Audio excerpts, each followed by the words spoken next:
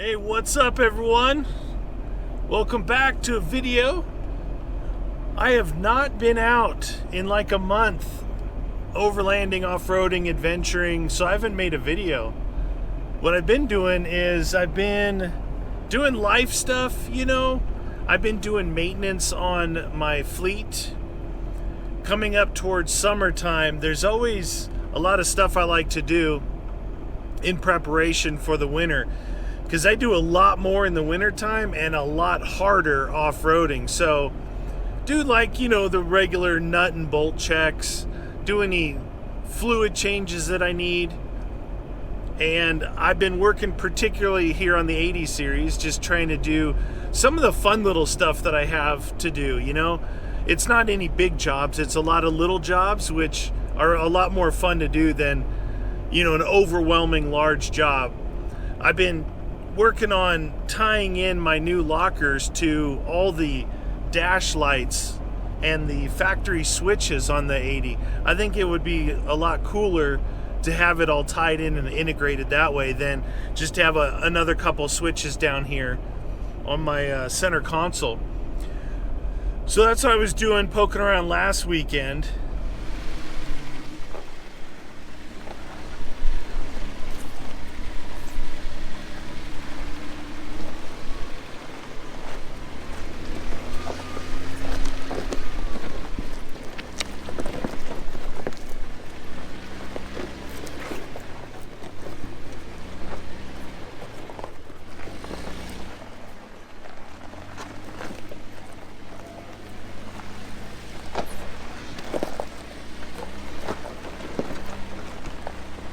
This is pretty interesting here. This used to be a track here that went up. It's hard to see the mountains, but it went up into these mountains back here. And it got pretty rough. You actually went around some of these shorter ones and then up to some bigger mountains over there. And it got pretty rough, like rocky, a lot of, no one goes in there, so you get kind of a lot of that pinstriping bushes going on. I took the Jeep up there before, but look at this. I'm pulled right up to where you would turn in here, and it says fuel break, not a trail. And this is new. It's right in the middle of the road, or track. You can see here.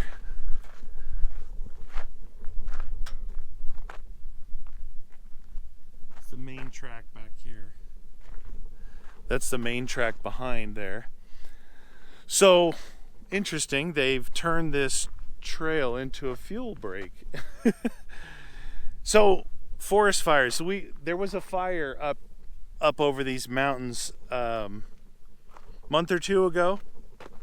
It lasted a little while, and I haven't been there since. And it's a really fun top of the mountain crossing trail that takes about 4 to 5 hours, depending on how long you want to do it. You start from where I'm at, and then you end up on pavement at the other end. But it's a lot. Once you get up there, it's like these high desert, brushy bushes.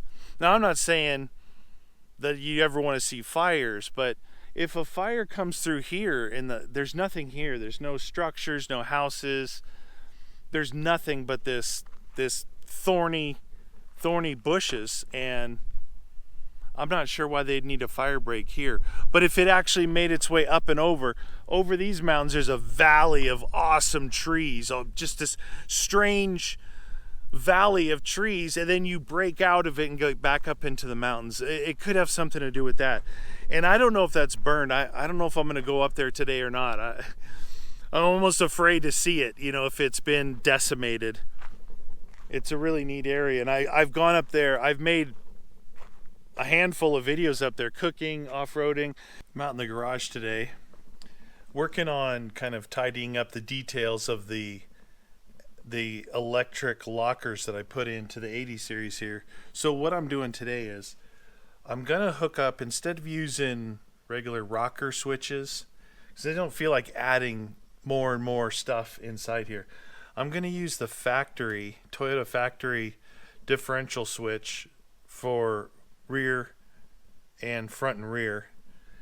And I'm also going to be tying into the dash So the factory lights come on, it'll show a center locker, then it'll show a rear locker, and it'll show a front locker, all on the dash lights. So in order to do that, what I need to do is I need to pull the dash apart enough to where I can pull the cluster out. And I got some parts from Toyota, which were bulbs and bulb holders to put in there. Because apparently you don't just buy the bulbs, you got to buy the holders too if it's something it didn't come equipped with. And at the same time, when you shift into park, reverse, neutral, second, and low all work, but D for drive, its light is burned out. So I'll actually fix that when I'm in there. So I'll put the bulbs in the holders, screw the holders in, and at the same time doing that, somewhere, I don't know if you can see here, this is where the switch goes. I actually had the switch mounted in there previous to this, but somewhere in there is the wire that goes to the back of the switch. So these things come, like, Toyota pre-wires all this stuff. Even if you don't get lockers or anything like that, it's pre-wired for it. So down in the passenger footwell, there's a plug that will lead to these dash lights. It'll lead to the switch, and that's where I'm going to make all my connections between the car and the wiring that came with the Eaton e-lockers, which I've mounted the relays up by the battery. So I could put them in here. I could actually put them over there, but it's like pretty big wires, and there's a lot going on to bring through the firewall. This way, there's just a few wires I have to bring through the firewall, and I already mounted those before I thought of doing this. So that's what I'm doing today. I'm going to be trying to take apart this dash, and the reason I say it like that is I've added some stuff to it, different shifter console, and some gauges, and also a place to hold a ram mount.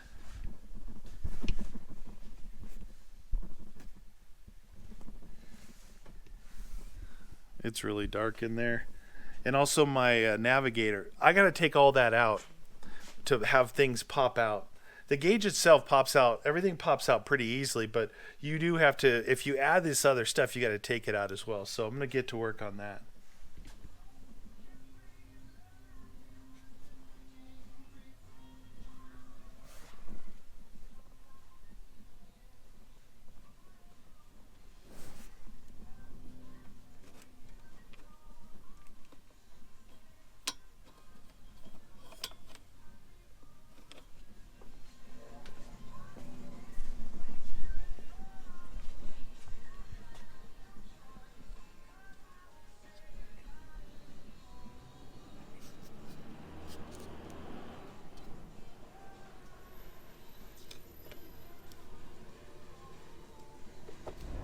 And then I was talking about kind of some of the thoughts and ideas I've had lately. You know, I don't know about you all, but for me, things change, you know, ideas, wants, hopes, dreams, things are always kind of adapting and changing. Not everything, but some things. And I've kind of reevaluated my situation with my off-road vehicles and kind of what I want to do. And I sold the Tacoma. I really wanted the Tacoma to work because it was such an awesome truck. And it was, like, for me, I think it was one of the best ones that I could get. You know, a factory locker. It was white, which is nice for off-roading.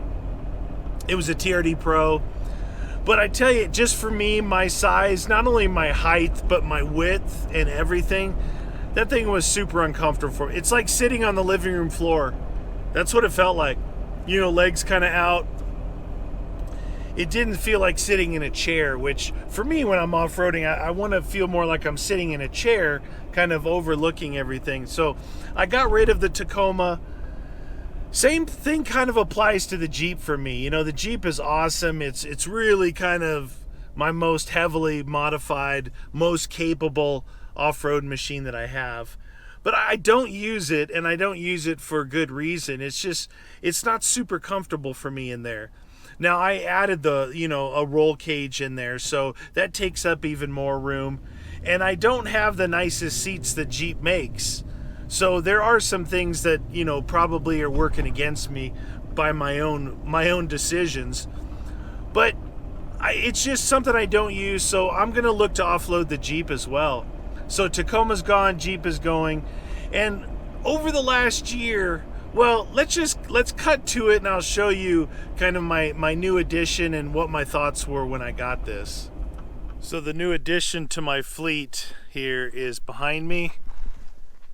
It's a 2021 Land Cruiser 200 series, and it's a Heritage Edition. I don't think that does much, the Heritage Edition. I know that it gives you this little badge here.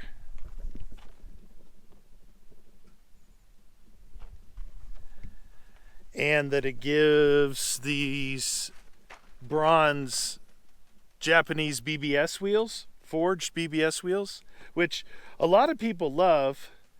They've kind of grown on me a little bit since they're on here. I'm not a big fan of bronze. I know a lot of people are, but for me, not really. But they're supposed to be really good wheels. The offset is a little shallow for the the width of this whale. It kind of, with the tires and the wheels that are on there right now, it kind of looks like it skipped leg day. It's beefy, over the hood and stuff, but definitely skipped out on leg day with these guys. Sitting right now in stock form, not one thing done to this. This would be straight off the lot. Same kind of tires. These are those, they say they're all-terrain, but they're totally street tires. Scary just coming out here in the desert where I'm at now with these tires. I think that one of these rocks, will pop these suckers, because they got a lot of pressure in them the way they are. And these are 18-inch wheels too, which I'm a fan of 17. I don't think 18 is too bad as long as you're going with like a 35-inch tire, which you need that much sidewall. But we can take a closer look at this, talk about it a little bit. So for a stock grill, I actually like this one. I think it looks pretty tough. It's a huge huge Toyota emblem, and that's because the radar sensor sits behind that. It's got nice fog lamps and some really nice headlights on these compared to all my old school trucks that I drive. But I don't really have any plans right away to touch this thing, other than I'm going to put on some real all-terrain tires, just a little bit bigger, probably 33-inch tires, and run with this thing the way it is. It's a bit low, obviously that it's not lifted, but it is a Land Cruiser, so I think that it should be able to do pretty good like this. And then maybe, I don't know, don't like putting time constraints on myself, but maybe a year from now or next summer or something, I'll start looking in. There's some awesome bumpers I already got my eyes on, so I can put a winch on the front, and then just a little 2-inch lift, and that's about it for this. It doesn't need much. It's like a silver color, so kind of rare. Silver was not one of it was only about 10%, I believe, were made in silver of the Heritage Edition 200s. Pretty cool. So here's the back opening up. It's still the split tail, which is what I like. Upper, lower. This one comes standard with storage in the lower. Everything else you have to add something to it, but this has got like the first aid kit and room for a lot more stuff in there. I think that's a tool kit or a jack. But the way these seats fold up is they fold up to the sides pretty flat. For all the other cars I've had to take the seats out. I don't think that I need to actually take these out, even though I never use a third row, but I've run out of room in my garage for storing seats. But I can put some of my boxes back here and my cooker and all the stuff that I need to get out onto a little overnighter or whatever, or just a cooking adventure. Be pretty good. Take a quick look at the inside here. So other than that bee that just flew out, I know Toyota gets a bad rap for kind of the not being up to date with everything, but I find everything in here to be pretty cool. Steering wheel's awesome. It's actually got a little bit of the wood grain up here like the Lexus do, and it's got in the center digital gauge, and then all the gauges that you really want. The infotainment unit is nice. It's pretty cool. Everything works good. And then in behind here is it's a wireless charger for your phone. It actually slides in this way. You don't put it in. It's got a one of those cigarette lighter power outlets in there, and then this side here is where you slide your phone in. And then down here we've got the regular Land Cruiser controls, like your power, which is kind of like a harder shift points for your transmission. One where you can take off in second gear if you're looking for wheel speed in mud. Turning off vehicle stability control, center locking diff. It's got the crawl multi-terrain select knob here. Low and high. And then this is I think Hill's descent control, and then this one is that tight turn radius, kind of like what the new Bronco has. Toyota had it out first, which is, it'll basically lock up the inside rear wheel so you can make a tighter turn. And got some USB and some other malarkey right there. Heated steering wheel. And then one thing, I haven't seen this before, and I've had a lot of vehicles with heated and air-conditioned seats, I guess heated and ventilated seats. One of my Ford trucks had air-conditioned seats, which was really nice.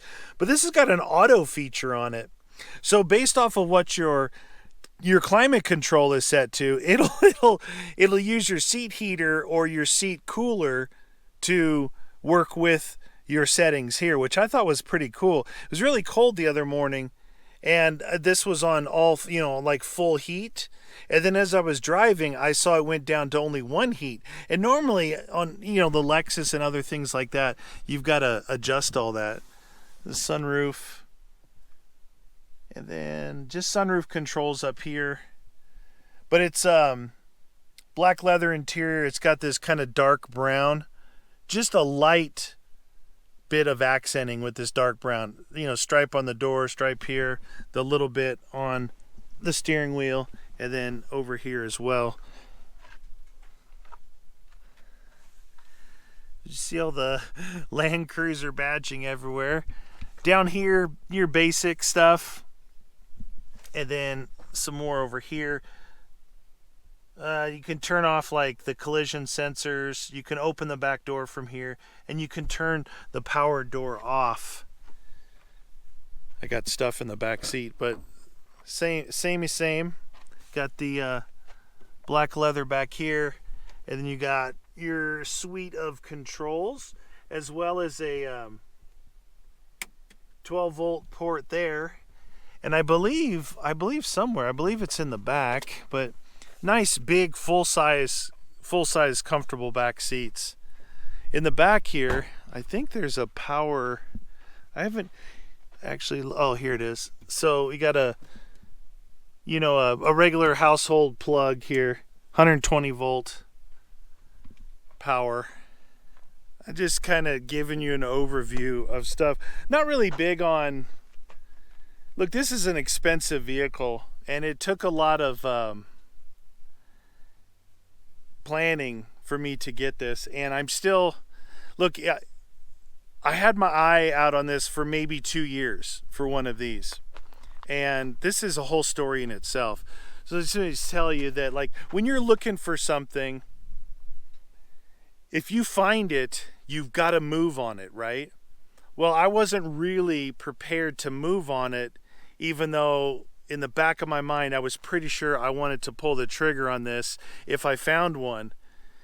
So what I'm saying is I found one, and what I'm getting at is I wanted to sell some of the other vehicles, one to, loosen up the inventory and get some money in the bank for something like this that is pretty expensive. And I wasn't able to do that, but I found this and I had to pull the trigger on it. So it put me in a little bit of a situation. Like I said, I'm not big on I'm not trying to show off or flex with this. This is something that I've had a lot of cars in my day, a lot of trucks. This is the nicest one I've ever had. And it's not just because it's a 2021, because it's the new. My Tacoma was a 21 as well. But this thing, the way it rides, it's solid feel. It reminds me of like the G-Wagon Professionals. Like when you slam the door, it's like thud.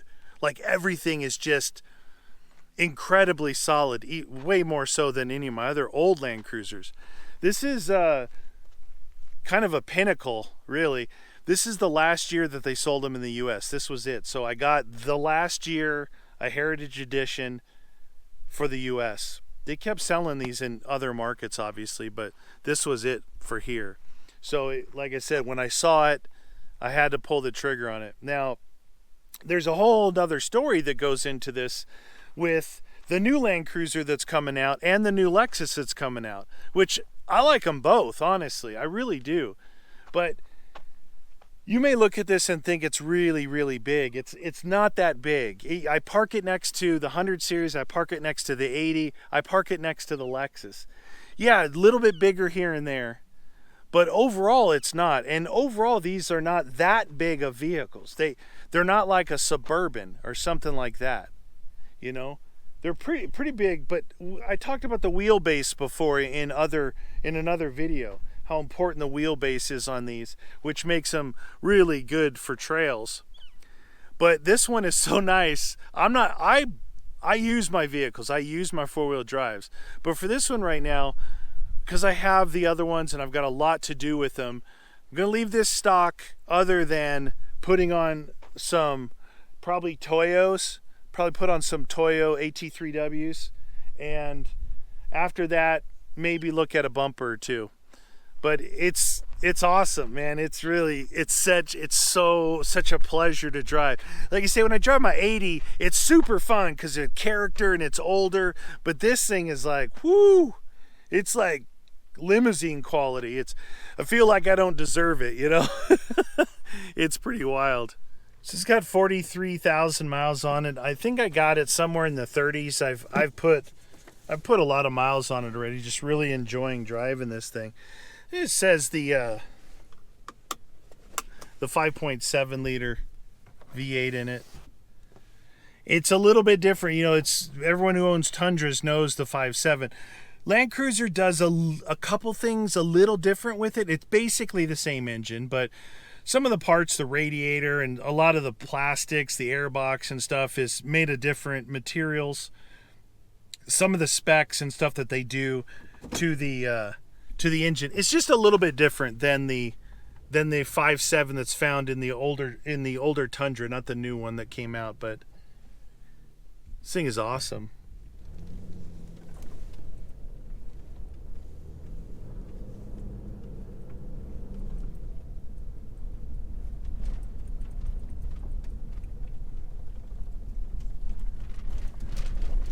The stock suspension on it is really good. That's why I'm figuring, I might be able to get away with it for a while, just putting some good tires on it. Stock suspension is nice, and on the open road, it's wild how good it is. I don't know what to say. Like I said, I don't really like talking about all my other stuff, man. All my other vehicles, they were some were well under 10,000, 5,000, 8,000, 10,000. Those are pretty cheap for nice Land Cruisers. And you do a little work and it's like a labor of love. But this one, I had to pay for pretty good, but I love it. And just like I had kind of justified the Tacoma, Because the Tacoma was what, like 45,000 for that Tacoma. It was a used Tacoma. That's not cheap at all, right there. But to justify it, I need a newer vehicle that's super reliable, that's comfortable to drive long distances. All my little adventure vehicles are fine for me, but if someone else in the family needs to take off and go somewhere, I need to have the confidence that there's going to be no issues. If there's an issue with me driving one of my older cars, that's not that big of a deal, but for anyone else it would be. I would be, worried about it.